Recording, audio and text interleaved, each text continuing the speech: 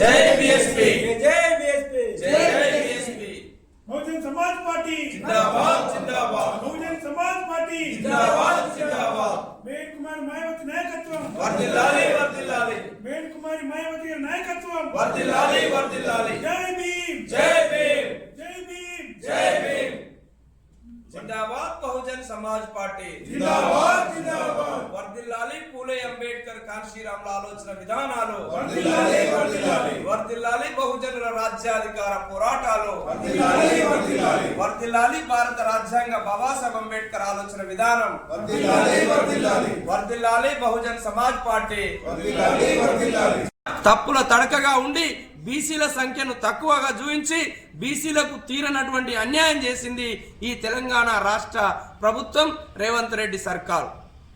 మరి ఒక్కసారే చేసిందా ఈ కాంగ్రెస్ ప్రభుత్వం బీసీలకు అన్యాయం అంటే? లేదు.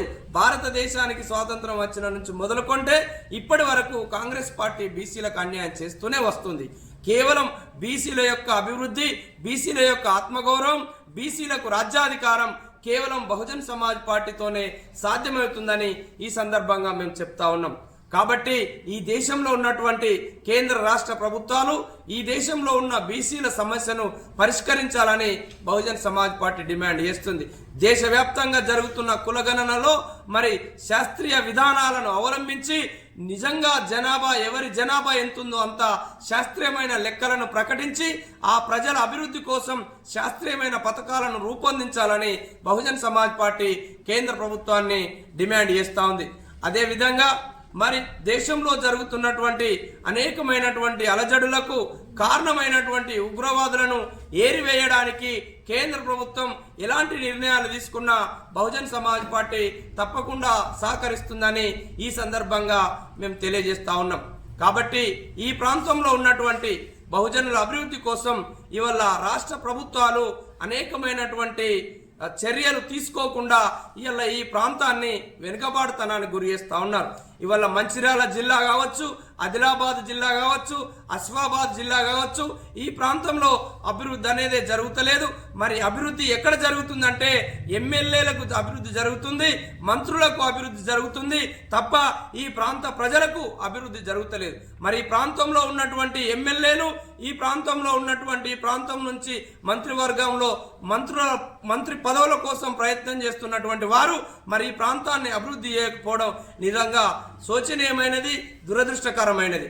కాబట్టి ఈ ప్రాంతాన్ని అభివృద్ధి పరచాలంటే బహుజన ఉద్యమాన్ని బలోపరచడం వల్లనే ఈ యొక్క ఆసిఫాబాద్, మంచిర్యాల, ఆదిలాబాద్ జిల్లా ప్రాంతాలు, ఈ యొక్క సింగరేణి కోల్బెల్ట్ ప్రాంతాలు అభివృద్ధి చెందుతాయి తప్ప మరి ఈ కాంగ్రెస్ ప్రభుత్వంలో అభివృద్ధి చెందవని ఇక్కడున్నటువంటి భూబకాసురులను, ఈ రాజకీయ అవినీతి పరులను తరిమికొట్టి మన ప్రజలందరూ కూడా బహుజన ఉద్యమాన్ని ముందుకు తీసుకుపోవడానికి బహుజన్ సమాజ్ పార్టీని బలపరుస్తూ బెహెన్జీ కుమారి మాయావతి గారి నాయకత్వాన్ని బలపరచాల్సిందిగా కోరుకుంటూ సెలవు తీసుకుంటున్నాను.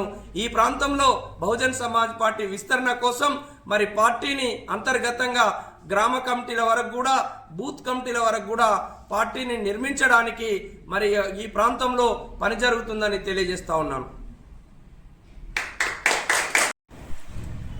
ఈరోజు మంచిర్యాల జిల్లా చెన్నూరు అసెంబ్లీ మందమర్రి కేంద్రంలో ఏర్పాటు చేసిన విలేకరుల సమావేశానికి హాజరైనటువంటి పాత్రికేయ మిత్రులకు, అదేవిధంగా పాల్గొన్న బహుజన్ సమాజ్ పార్టీ నాయకులందరికీ కూడా హృదయపూర్వక జైభీం తెలియజేస్తూ ఉన్నాం.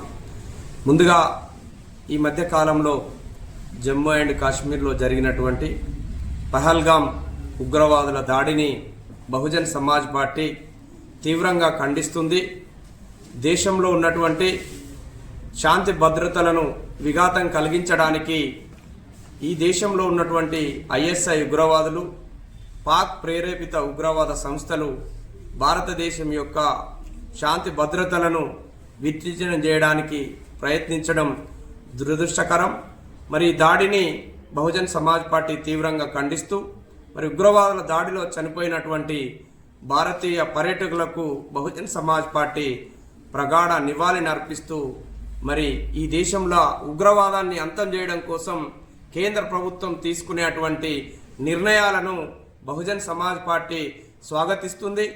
మరి శవాలపైన రాజకీయాలు చేయాలనుకునేటువంటి ఇతర రాజకీయ పార్టీలు మరి ఈ యొక్క విపత్కరమైన సందర్భాలల్లో భారతదేశానికి సపోర్టుగా ఉండి కేంద్ర ప్రభుత్వం ఉగ్రవాద నివారణకు తీసుకునే నిర్ణయాలను స్వాగతించాలి తప్ప మనం వీటిపైన రాజకీయాలు చేయొద్దని బహుజన్ సమాజ్ పార్టీ సున్నితంగా హెచ్చరిస్తూ ఉంది.